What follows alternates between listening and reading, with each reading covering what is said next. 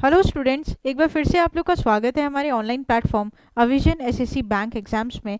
मैं हूं आप लोग के साथ उर्वशी सिंघी और आज का जो हमारा टॉपिक ऑफ डिस्कशन रहने वाला है दोस्तों, वो एक बहुत ही इंपॉर्टेंट टॉपिक के ऊपर रहने वाला है जो कि रिलेटेड आपका आरबीआई से और जो कि उसकी पॉलिसी होती है, दैट इज़ मॉनेटरी पॉलिसी।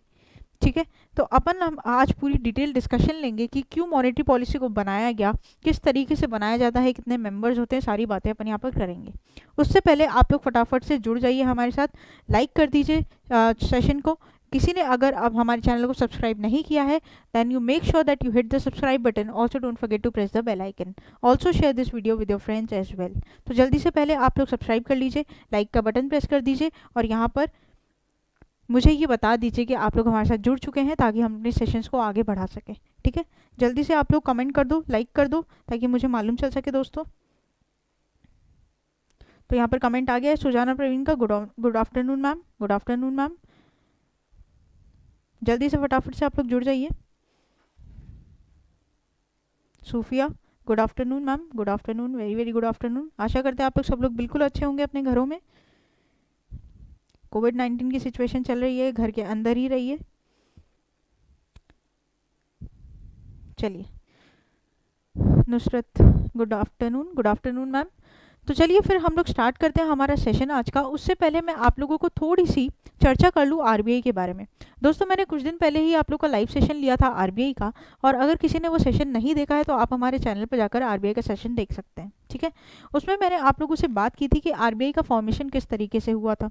तो आरबीआई का फॉर्मेशन भी आपका जो कमेटी थी, जो रिकमेंडेशन कमेटी थी, सामिक और Pranay, very very good afternoon sir. तो देखो सुनो, आरबीआई का जो फॉर्मेशन था, जैसे कि आप लोग को पता भी है कि वो हुआ था हिल्टन यंग कमीशन के द्वारा। मैंने उस पर पूरी डिटेल डिस्कशन आप लोगों को ली है, मैंने आप लोगों के साथ उसके लिंक भी शेयर कर दिए हैं, तो आप लोग प्लीज़ उसको देख लीजिएगा। ठीक है, अच्छा, वहाँ पर मैंने एक चीज़ बताई थी दोस्तों कि डेप्यूटी गवर्नर जो है, ठीक है, तो 4 नाम होते हैं, 4 डेप्यूटी गवर्नर्स होते हैं और ऐसे 21 मेंबर्स होते हैं आरबीआई की, राइट। तो वहाँ पर मैंने एक जगह डैश छोड़ा था कि 4th गवर्नर अभी तक अपॉइंटेड नहीं हुए हैं। तो दोस्तों, उस सेशन को लेने के अगले दिन ही 4th सेशन का अपॉइंटमेंट हो चुका था। तो उनका जो अपॉइंटमेंट था वो रिसेंटली आप लोग के लिए बहुत ज़्यादा इंपॉर्टेंट होगा क्योंकि वो नया अपॉइंटमेंट था। तो यहाँ पर स्टार्ट करने से पहले मैं आप लोग को इन्फॉर्मेशन ये दे दूँ कि 4 डेप्यूटी गवर्नर्स के नाम एक बार वापस से अपन लोग रिपीट कर लेते हैं। तो पहला है आपका महेश कुमार जैन, दूसरा है आपका बीपी कानूनगो, तीसरा आपके होंगे माइकल देबरथा पात्रा, और चौथे जो नए नए रिलेक्ट हुए हैं कुछ 3 या 4 दिन पहले ही दोस्तों, तो उनका नाम है आपका एम राजेश्वर राव। ठीक है, एम राजेश्वर राव उनका नाम रहेगा। और मैं आप लोग को ये बात बता दूं कि एम राजेश्वर राव किसको रिप्लेस किए हैं, तो उन्होंने रिप्लेस किया है एनएस विश्वनाथन को। ड्यू टू हेल्थ इश्यूज़ की वजह से उन्होंने रिज़ाइन कर दिया था एज अ डेप्यूटी गवर्नर की पोस्ट को, और अब उनकी जगह पर एम राजेश्वर राव की नियुक्ति हो चुकी है दोस्तों। ठीक है, तो ये एक इम्पॉर्टेंट चीज़ थी जो मुझे आप लोग को क्या करनी थी, बतानी थी। तो आज हम लोग पढ़ेंगे आरबीआई की मॉनेटरी पॉलिसी के बारे में, जो कि बहुत ज़्यादा इंपॉर्टेंट होती है। ठीक है, तो फिर पूरी डिटेल डिस्कशन के साथ आज जो अपन डिस्कशन लेने वाले हैं वो अपनी रहेगी मॉनेटरी पॉलिसी पे। अगर किसी ने वो पहले वाला वीडियो आरबीआई का नहीं देखा है, पहले वो देखकर आप इसको देखिएगा, तब आप लोगों को अच्छे से चीज़ें समझ में आएगी। दोस्तों, मॉनेटरी पॉलिसी की मैं अगर बात करूँ, सबसे पहले आप लोग नोट्स बनाते चलिएगा साथ में।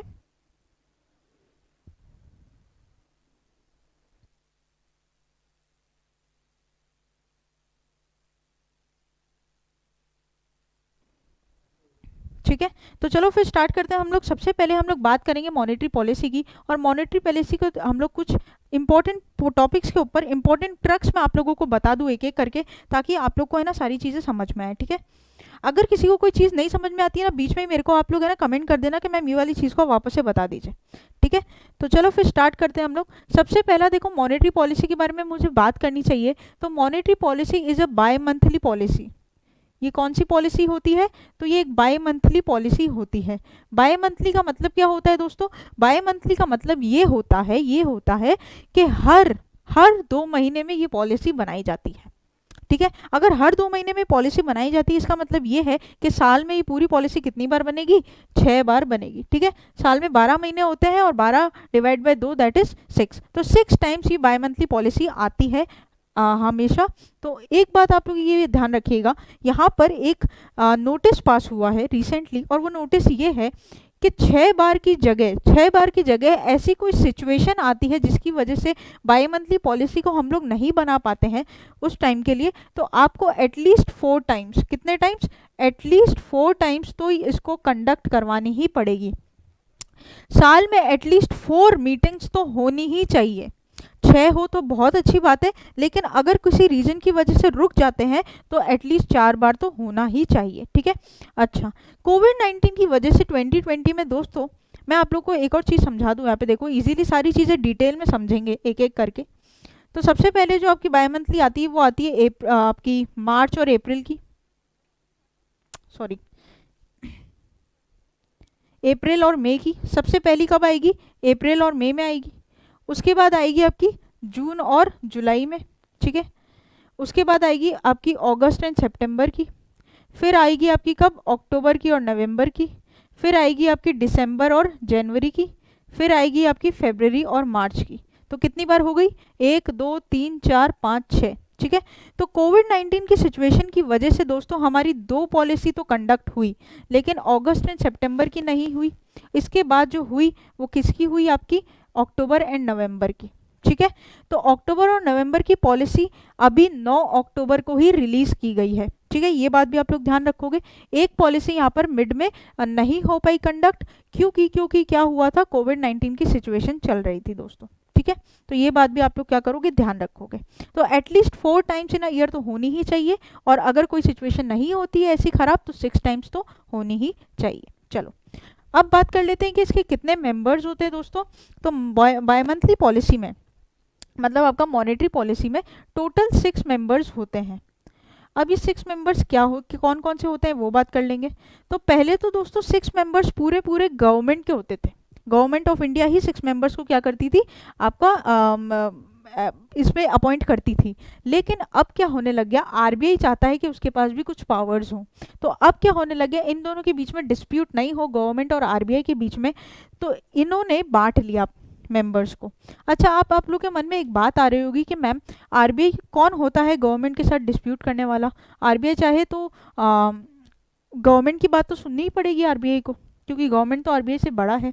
तो मैंने आप लोग को अपने फर्स्ट लेक्चर में भी बताई थी ये बात, बैंकिंग स्ट्रक्चर को पढ़ते हुए टाइम, कि आरबीआई एक ऑटोनॉमस बॉडी है। आरबीआई किसी के अंडर में काम नहीं करता है। आरबीआई अपने रूल्स एंड रेगुलेशंस के हिसाब से काम करता है, जो आरबीआई एक्ट 1934 में लिखा हुआ है, ठीक है। उसके ऊपर गवर्नमेंट कोई भी प्रेशर क्रिएट नहीं कर सकता। अच्छा, तो यहाँ पर जो 6 मेंबर्स रहते हैं उसमें से 3 रहते हैं आपके किसके, गवर्नमेंट ऑफ इंडिया के, और 3 आपके रहेंगे किसके, आरबीआई के, ताकि इन दोनों में लड़ाई झगड़े नहीं हो, मेजॉरिटी बेसिस पे सारे काम इजीली सॉल्व हो जाए, ठीक है। अब यहाँ पर देखो एक चीज़ समझना, very very very very important for me और अपकमिंग एग्जाम्स, और वो क्या है, क्योंकि ये करंट अफेयर्स का बहुत ही इंपॉर्टेंट पार्ट है। रिसेंटली गवर्नमेंट ऑफ इंडिया ने अपने तीनों मेंबर्स को चेंज कर दिया और उनकी जगह 3 नए मेंबर्स को इलेक्ट कर दिया। अब उन 3 मेंबर्स के नाम आप लोगों को मगअप करने पड़ेंगे, क्योंकि वहीं से ही आपका क्वेश्चन बनने के पूरे चांसेस है। क्योंकि वो अभी रिसेंटली कुछ 2-4 दिन पहले ही आपके जो गवर्नर हुए थे, डेप्यूटी गवर्नर जो इलेक्ट हुए थे, उसके कई अगले दिन बाद ही इन तीनों के नाम भी रिवील कर दी थी गवर्नमेंट ने। तो यहाँ पर जो तीनों का नाम हो जाएगा दोस्तों, ये लोग भी ये भी आप लोग को याद रखना होगा। पहले हैं आपके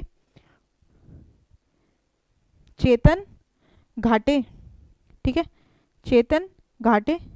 दूसरे हैं आपके यहाँ पर पम्मी दुआ, ठीक है, पम्मी दुआ। और तीसरे हैं आपके रविंदर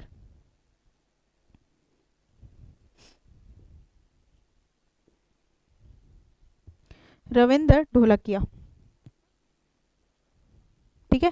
ये तीनों की नई नियुक्ति हुई है दोस्तों, अपॉइंटमेंट हुई है। तो यहाँ पर नाम रखो, ध्यान रखोगे आप लोग, चेतन घाटे, पम्मी दुआ और आपके रविंद्र ढोलकिया।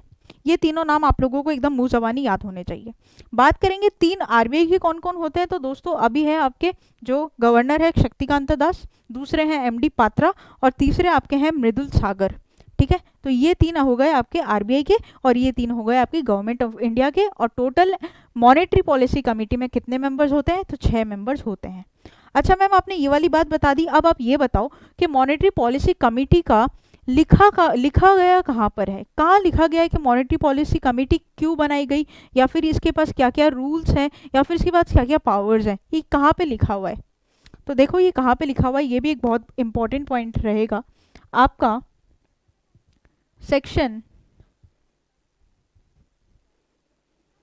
45ZB, ठीक है, section 45ZB of RBI act 1934, इसके अंडर आपके एमपीसी की सारी करता नहीं करता लिखी हुई है। क्या चीज़ एमपीसी करेगी, क्या चीज़ एमपीसी नहीं करेगी, ये section 45ZB of RBI act 1934 के अंडर में दोस्तों लिखी हुई है। ये तीन बातें सबसे पहले आप लोग याद कर लो और उसके बाद अपन आगे बढ़ेंगे, ठीक है। तो यहाँ तक सबको क्लियर है सारी चीज़ें? एक बार मेरे को कमेंट में लिखकर बता दो कि हाँ मैम यहाँ पर हमको सब कुछ क्लियर हो गया है, अब आप आगे बढ़ सकते हो। तो यहाँ पर आप लोग मेरे को कमेंट कर एक बार बता दीजिए।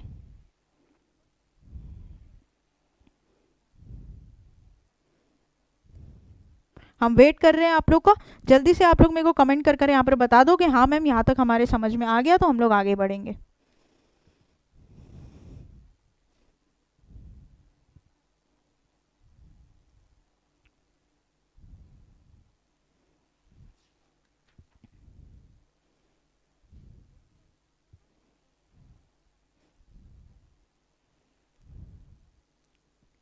यस मैम क्लियर, सूफिया का यहाँ पर मैसेज आ गया, यस मैम क्लियर। तो फटाफट इसको मिटा देते हैं और स्टार्ट करते हैं अपन। अच्छा, अब यहाँ पर एक बात आप लोग समझिएगा कि मॉनेटरी पॉलिसी कमेटी को बनाने का मेन ऑब्जेक्टिव क्या था।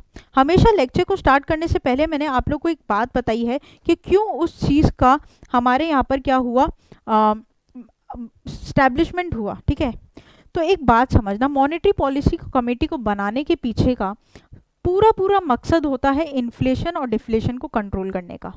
अब मैम ये इन्फ्लेशन और डिफ्लेशन क्या होता है, तो मैंने आप लोग का पूरा सेशन लिया हुआ है इन्फ्लेशन के ऊपर भी। इन्फ्लेशन का मतलब होता है आपकी मुद्रास्फीति, ठीक है। इन्फ्लेशन का मतलब होता है, इजी भाषा में बोलूँ तो महंगाई, और डिफ्लेशन का मतलब होता है आपका सस्ता, जब आपकी मंदी होती है, ठीक है। हमारी कंट्री के लिए, या हमारी कंट्री क्या पूरे विश्व में ही, अपन अपनी बात करेंगे इंडिया के लिए, तो इंडिया के लिए जो सिचुएशन होती है ना दोस्तों, वो ना इन्फ्लेशन की अच्छी है और ना डिफ्लेशन की अच्छी है। क्योंकि यहाँ पर जो लोग रहते हैं उसका एवरेज रहता है मिडिल क्लास फैमिली या फिर लोअर मिडिल क्लास फैमिली। अब इनको ना ज़्यादा मंदी चाहिए और ना इनको ज़्यादा महंगाई चाहिए, क्योंकि महंगाई अगर होती है तो आप लोग देखते ही हो लोग कितने भूखे बेचारे सोते हैं रोज, और जहाँ आपको ज़्यादा मंदी हो जाएगी हमारा स्टैंडर्ड ऑफ लिविंग ख़राब हो जाएगा, राइट। तो यहाँ पर सिचुएशन जो होती है वो बीच की सबसे बढ़िया होती है, ना तो हमें डिफ्लेशन चाहिए ना हमें इन्फ्लेशन चाहिए। तो इस इन्फ्लेशन और डिफ्लेशन के बीच के गैप को बनाने वाला, या फिर इसको हाँ, तो इसको यहाँ पर बिल्कुल मेंटेन करने वाला जो अपना अथॉरिटी है वो कौन है, वो है अपना मॉनेटरी पॉलिसी कमेटी। और आरबीआई इसको क्या करेगा, अच्छे से देख रेख इसकी करेगा। अब कैसे करेगा वो देख लेते हैं दोस्तों। टूल्स हैं मॉनेटरी पॉलिसी के, क्या है, टूल्स है। और मॉनेटरी पॉलिसी के टूल्स दो प्रकार के होते हैं। दो प्रकार कौन कौन से होते हैं ये समझना। पहला होता है आपका क्या, क्वांटिटेटिव टूल्स। आप लोगों ने पढ़ा होगा, पक्का ही पढ़ा होगा, अगर कोई जानता नहीं है तो कोई बात नहीं, आज सब कुछ क्लियर हो जाएगा। क्वांटिटेटिव टूल्स, और एक होता है आपका क्वालिटेटिव टूल्स। अब ये बातें तो सबको ही पता है और एग्जामिनर को भी पता है कि बच्चा ये बात जानता है कि क्वांटिटेटिव और क्वालिटेटिव बोला जाता है। लेकिन यहाँ पर अब क्या होता है, इसका आ गया अपग्रेड वर्जन। मतलब अब हम एग्जाम को और ज़्यादा टफ बनाएंगे, तो भैया पढ़ाई को और प्रिपरेशन को भी तो एक लेवल ऊपर लेकर जाना पड़ेगा। अब यहाँ पर आपका क्या लिखा हुआ आता है, अब यहाँ पर आपका क्वांटिटेटिव टूल्स की जगह एग्जाम में लिखा हुआ आएगा जनरल टूल्स। और वहाँ पर बच्चा घूम जाएगा कि भैया जनरल टूल्स तो कुछ पढ़ाया ही नहीं था, एक तो क्वांटिटेटिव पढ़ा एक क्वालिटेटिव पढ़ा। अरे तो घबराओ मत, क्वांटिटेटिव टूल्स को ही जनरल टूल्स बोला जाता है, ठीक है। और आपका और क्वालिटेटिव टूल्स को क्या बोला जाता है, सेलेक्टिव टूल्स, ठीक है। तब एग्जामिनर ने अपना अगर लेवल बढ़ा दिया है तो हम लोग पीछे क्यों रहे, हम लोग उसके और ऊपर जाकर पढ़ेंगे, हम लोग अपनी प्रिपरेशन को उससे ज़्यादा स्ट्रॉन्ग बनाएंगे, ठीक है। तो यहाँ पर आप लोग आज क्या जानोगे कि क्वांटिटेटिव टूल्स को जनरल टूल्स भी बोला जाता है और आपकी क्वालिटेटिव टूल्स को सेलेक्टिव टूल्स भी बोला जाता है। दोस्तों एक एक करके अपन सारी इनके बारे में डिस्क्रिप्शन लेंगे और डिस्क्रिप्शन लेने के बाद I will justify my statement कि किस तरीके से ये टूल्स जो होते हैं इन्फ्लेशन और डिफ्लेशन को बैलेंस करने के काम आते हैं। तो पहले अपन ये पढ़ेंगे और उसके बाद मैं आपको वो प्रूफ दे दूं कि मैंने ऐसा क्यों बोला था। तो सबसे पहले जो अपन पढ़ेंगे वो पढ़ेंगे क्वांटिटेटिव टूल्स, ठीक है। तो तब तक मैं आप लोगों के लिए यहाँ पर मिटा दूं।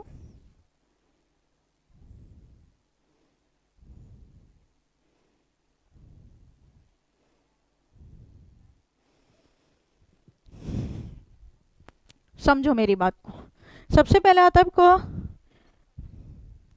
सबसे पहले जो यहाँ पर आया है आपका वो क्या है, क्वांटिटेटिव टूल्स। अच्छा, थोड़ी सी यहाँ पर दिक्कत हो रही है दोस्तों, थोड़ा सा है ना टेक्निकल ग्लिच हो रहा है धीरे धीरे नेटवर्क का, तो थोड़ा सा आप लोग पेशेंस रखिएगा। अगर नहीं आपको दिखाई देगा ना तो वो आ जाएगा बाद में। तो देखो क्वांटिटेटिव टूल्स क्या होते हैं, सबसे पहले अपन बात करेंगे सबसे पहले क्वांटिटेटिव टूल की, that is bank rate. That is what, bank rate. अभी बैंक रेट क्या होता है वो जानो। देखो बैंक रेट वो होता है जब जब जब आरबीआई पैसा देती है कॉमर्शियल बैंक्स को, जब आरबीआई क्या देती है, पैसा देती है कॉमर्शियल बैंक्स को, या फिर मैं बोलूँ तो लोन देती है कॉमर्शियल बैंक्स को for a long term basis. For what, for a long term basis. अच्छा समझना, बात को बहुत इजीली समझेंगे। जब आरबीआई ने पैसे को क्या किया, लैंड किया किसको, कॉमर्शियल बैंक्स को एज अ लोन, ठीक है। और वो जो लोन था वो लोन था विदाउट सिक्योरिटी, विदाउट सिक्योरिटी, या फिर इसको फैंसी वर्ड में बोला जाता है विदाउट कोलेट्रल, ठीक है। विदाउट सिक्योरिटी बोलूँ या विदाउट कोलेट्रल बोलूँ एक ही बात है। और ये जो लोन होता है दोस्तों बहुत इंपॉर्टेंट है, लॉन्ग टर्म बेसिस के लिए होता है, ठीक है। लॉन्ग टर्म बेसिस के लिए जो लोन दिया जाता है उसको अपन बोलते हैं बैंक रेट। अब आज की डेट में आपका बैंक रेट कितना चल रहा है वो सुनो। आज की डेट में जो आपका बैंक रेट चल रहा है वो चल रहा है 4.25%। रिसेंटली मॉनेटरी पॉलिसी अभी अनाउंस हुई है 9 अक्टूबर को, मैंने आपको पहले भी बोला था, एक बार वापस से रिपीट कर दूं। तो 9 अक्टूबर को रिलीज हुई हुई मॉनेटरी पॉलिसी में जो रेट्स चेंज हुई है उसमें आपके बैंक रेट को रखा गया है 4.25%। माने माने माने अगर आप लोग, अगर मतलब आरबीआई, अगर आरबीआई से कोई भी कॉमर्शियल बैंक आज की डेट में लोन लेती है तो वो उसको 4.25% के इंटरेस्ट के हिसाब से वापस रीपे करेगी, ठीक है। ये बात आप लोग को क्या करनी है, ध्यान रखनी है। अच्छा, यहाँ पर एक और चीज़ जो ध्यान रखने वाली है वो क्या है कि बैंक रेट को और किस किस नाम से बुलाया जाता है। तो दोस्तों लिख लेना, बैंक रेट को आपको डिस्काउंट रेट भी बोला जाता है। क्या बोला जाता है, डिस्काउंट रेट भी बोला जाता है। कभी कभी है ना ऐसे भी क्वेश्चन आ जाते हैं कि बताओ बैंक रेट को और क्या क्या बोला जाता है। तो बैंक रेट को यहाँ पर आपको डिस्काउंट रेट भी बोला जाता है। तो छोटी सी डेफिनेशन आप लोगों के लिए मैं पढ़ दूं ताकि आप लोग को समझ में आ जाए। Bank rate is a rate at which bank, what, central bank, RBI lends money to the commercial bank for their liquidity requirements. अच्छा, एक बात यहाँ पर समझ में नहीं आई, कॉमर्शियल बैंक्स क्यों आरबीआई से पैसा लोन लेती है, क्या ज़रूरत है। तो भैया जब भी बैंक में पैसे की कमी हो जाती है, ठीक है, तो उस पैसे की कमी को पूरा करने के लिए आरबीआई क्या लेती है, लोन लेती है यहाँ पे, ठीक है। ये बात आप लोग क्या करोगे, ध्यान रखोगे, नहीं तो आरबीआई से लोन लेने का और कोई इन लोगों का पर्पस नहीं रहता बेसिकली, ठीक है। उसके बाद हम लोग बात करेंगे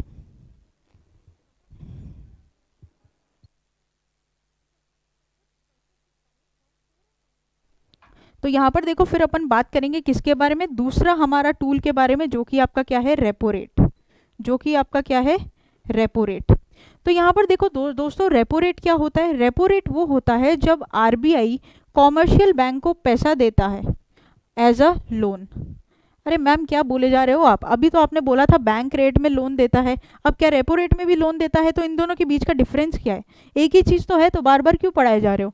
अरे डिफरेंस है बाबा, बैंक रेट यहाँ पर लॉन्ग टर्म बेसिस के लिए देता है, लेकिन रेपो रेट आरबीआई सेम चीज़ करता है, कॉमर्शियल बैंक को लोन ही देता है, लेकिन दो डिफरेंस है। अब दो डिफरेंस क्या है वो समझो, एक तो शॉर्ट टर्म के लिए देता है और दूसरा विद कोलेट्रल देता है। कोलेट्रल बोले तो सिक्योरिटी, मतलब यहाँ पर कॉमर्शियल बैंक्स कुछ सिक्योरिटी रखवाती है आरबीआई के पास और फिर जाकर क्या करता है, आरबीआई उसको लोन प्रोवाइड करता है। तो ये दोनों डिफरेंस है, ठीक है, बैंक रेट में और आपका रेपो रेट में। ये बात आप लोग क्या करोगे, ध्यान रखोगे। मैम आपने बैंक रेट और रेपो रेट पढ़ा दिया, क्या रेपो रेट का भी और कोई दूसरा नाम होता है? बिल्कुल होता है। रेपो रेट का दूसरा नाम आपका होता है policy repo rate. Policy repo rate भी बोलते हैं, पॉलिसी रेट भी बोलते हैं, ठीक है। तो दोनों में से कुछ भी बोलो, वो आपकी चॉइस के ऊपर है। तो यहाँ पर दोनों के बीच का डिफरेंस मैंने आपको समझा दिया। अब अपन चलते हैं किसके ऊपर, थर्ड टूल के ऊपर। और थर्ड टूल अपन को क्या कहता है, थर्ड टूल के बारे में पढ़ लेते हैं, दैट इज सीआरआर। सीआरआर का फुल फॉर्म चले तो जानेंगे। सीआरआर का फुल फॉर्म आपका क्या होता है, कैश रिजर्व रेशियो। क्या हो जाएगा, कैश रिजर्व रेशियो। अभी कैश रिजर्व रेशियो क्या होता है, इसके बारे में पूरी चर्चा डिटेल में करेंगे। देखो समझो, कैश रिजर्व रेशियो इस टाइप का रेशियो होता है जो कि कॉमर्शियल बैंक्स क्या करती है, रिजर्व करके रखती है। जैसे अगर मैं आपको एक नॉर्मल अपने अपने लाइवलीहुड का भी एग्जांपल दूं, हम लोग जो करते हैं, हम लोग क्या करते हैं कि भाई हम लोग अपने जो वॉलेट की एक ऐसे पॉकेट में 100 रुपये डालकर रखते हैं या 200 रुपये 500 रुपये डालकर रखते हैं, जो हम लोग हमेशा हाथ नहीं लगाते। जब इमरजेंसी होती है ना, तभी उसमें हाथ जाता है। जैसे मेरी आदत क्या है, फ़ोन के बैक कवर के पीछे रुपये रखना, ठीक है, ऑनेस्टली अगर मैं आपको बोलूँ तो, ताकि इमरजेंसी में कभी कुछ ऐसा हो कि मैं वॉलेट भूल जाऊँ या फिर वॉलेट चोरी हो जाए तो मेरे पास एटलीस्ट पैसे रहे, ठीक है। तो ये मेरा क्या है, एक सीक्रेट जगह है, एक रिजर्व है, जिसपे रोज रोज उसको ना आपको पैसे डालने हैं ना निकालने, बस रख दो, जब काम आएगा जब ले लेंगे, ठीक है। तो वही होता है बैंक्स के लिए क्या, कैश रिजर्व रेशियो। अब कैश रिजर्व रेशियो होता क्या है, देखो अपना एनडीटीएल का मतलब नेट डिमांड टर्म लाइबिलिटी का कुछ परसेंट, ठीक है, कुछ परसेंट हिस्सा ये लोग किसके पास रखते हैं, आरबीआई के पास रखते हैं। अब पहले तो ये बात कर लेते हैं कि कैश रिजर्व रेशियो आज की डेट में चल कितना रहा है। तो कैश रिजर्व रेशियो दोस्तों आज की डेट में चल रहा है 3%। कितना, 3%। मतलब अपनी कॉमर्शियल बैंक जो है अपनी एनडीटीएल का 3% किसके पास रखेंगे, आरबीआई के पास रखेंगे। मैम एक एग्जाम्पल दे दो छोटा सा, ताकि हमें समझ में आ जाए। तो सुन लो, जैसे मानो एसबीआई बैंक है, ठीक है, एसबीआई के पास मानो 100 रुपये हैं, एनडीटीएल कितना, देखो हम लोग छोटा एग्जांपल लेंगे, समझने में इजी होगा। 100 रुपया है मानो एनडीटीएल, ठीक है। उस 100 रुपया में से 3 रुपया, उस 100 रुपया में से 3 रुपया वो किसके पास रखाएगा, आरबीआई के पास रखना होगा। और ये अनिवार्य है, और ये क्या है, बिल्कुल बिल्कुल नेसेसरी है, ये रूल बनाया हुआ है कि आरबीआई के पास आपको सीआरआर तो मेंटेन करना ही पड़ेगा, ठीक है। अच्छा, उसके बाद दोस्तों चौथा टूल जो अपना आता है वो क्या आता है, एसएलआर का। अब एसएलआर का फुल फॉर्म आपका क्या होता है, स्टैट्यूटरी लिक्विडिटी रेशियो।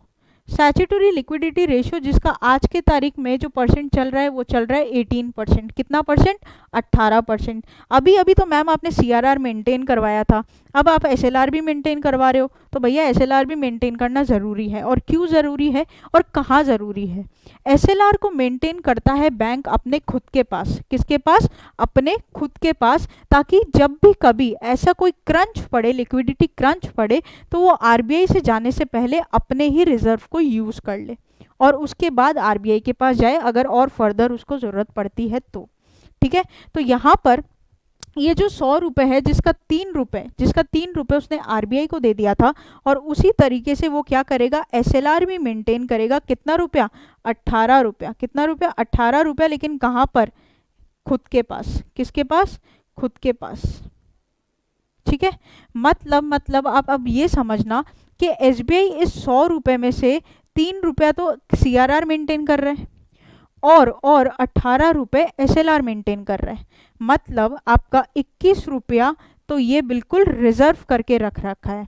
अगर 21 रुपीज़ इसने बिल्कुल रिजर्व करके रख रखा है, तो अगर मैं 21 रुपीज़ माइनस करूँ 100 में से, तो आपका कितना हो जाएगा, 79, राइट, 79 हो जाएगा। तो मतलब सिर्फ 79 रुपीज़ ही यहाँ पर एसबीआई क्या कर सकता है, लोन में दे सकता है पब्लिक को।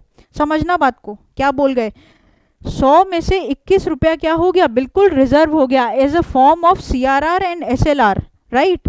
तो अब जो बचा हुआ है 79 रुपया, सिर्फ इस 79 रुपीज को ही क्या कर सकता है, SBI एज अ लोन बांट सकता है पब्लिक में।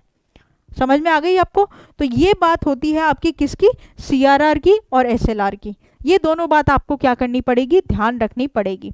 अब यहाँ पर एक और चीज़ जो मुझे आपको बतानी चाहिए कि SLR और CRR को मिलाकर एक वर्ड बोला जाता है जो आपके एग्जाम में क्वेश्चन देता है। पहले आपके एग्जाम में क्वेश्चन आ चुका है कि बताओ SLR और CRR को मिलाकर कौन सा रेशियो बोला जाता है। क्या नाम है उस रेशियो का जो CRR प्लस SLR से बनता है? तो CRR प्लस SLR से बनता है दोस्तों आपका क्या, वो बनता है आपका कैश रिजर्व रेशियो। ठीक है, एग्जाम में क्वेश्चन आता भी है कि बताओ कैश रिजर्व रेशियो किससे बनता है, तो आप लिखोगे CRR और SLR दोनों से बनता है। ठीक है, या फिर इसका वाइस वर्सा। तो ये चीज़ आपको क्या करनी पड़ेगी, समझनी पड़ेगी। तो यहाँ तक मुझे कमेंट कर कर बता दो कि हाँ आप लोगों को समझ में आ गया है, ये 4 टूल्स आप लोगों को समझ में आ गए। तो उसके बाद अपन फर्दर इसको लेकर चलते हैं। जल्दी से मुझे कमेंट कर कर यहाँ पे बता दो, वेट कर रहे हैं।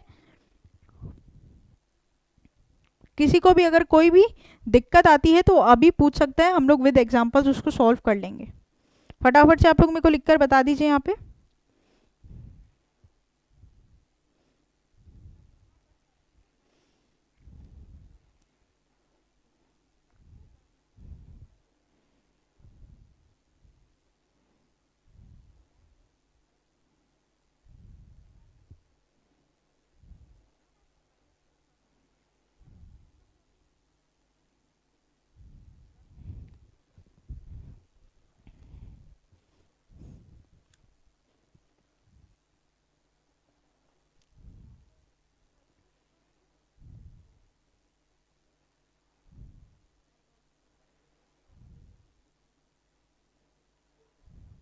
ठीक है, सूफिया बोल रही है यस मैम क्लियर। सूफिया हमेशा एक्टिव रहती है, राइट। चलो, पढ़ने वाले स्टूडेंट्स में से है, अच्छी बात है। तो यहाँ पर हम लोग क्या ध्यान रखें, हम लोग यहाँ पर ध्यान रखें कि 4 टूल्स अपने कौन से होते हैं। और ये जो टूल्स अपन पढ़ रहे हैं, ये कौन से टूल्स पढ़ रहे हैं, ये अपन पढ़ रहे हैं कौन से, क्वांटिटेटिव टूल्स। आदित्य मेहता बोल रहे हैं हाय, हेलो हेलो। हाँ हाँ, मिल गया आपका कमेंट मिल गया मेरे को। ठीक है, चलो